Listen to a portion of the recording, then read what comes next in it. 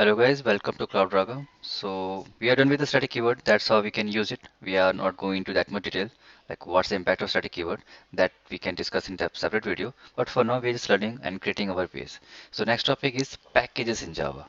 So what are packages? We have definitely created certain packages, and there are certain packages which are inbuilt, which comes from the language.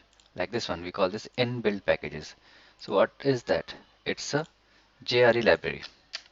The JRE library where you can get all these packages. How we can check it? Just go back to Eclipse, expand this GRE system library, and these are the jar files. And you expand these jar files. So here we are the packages.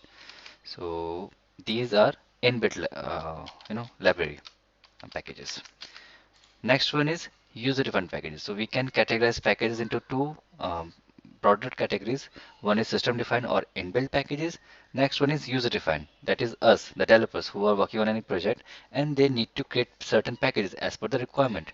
Like in our case, we are learning code Java. So what I did, I have created certain packages for basics, for constructor, for final keyword, for inheritance, for polymorphism, for static keyword.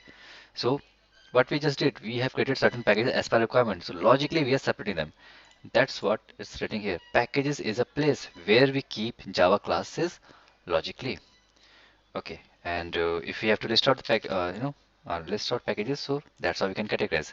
System-driven packages or inbuilt packages, where we have JDK library, and these are the package names, and just some list of packages, and these are user-defined packages, which we have created for our purpose.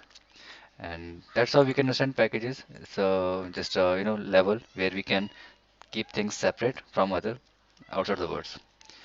Thanks for watching this video guys. Let's meet next video. Bye bye.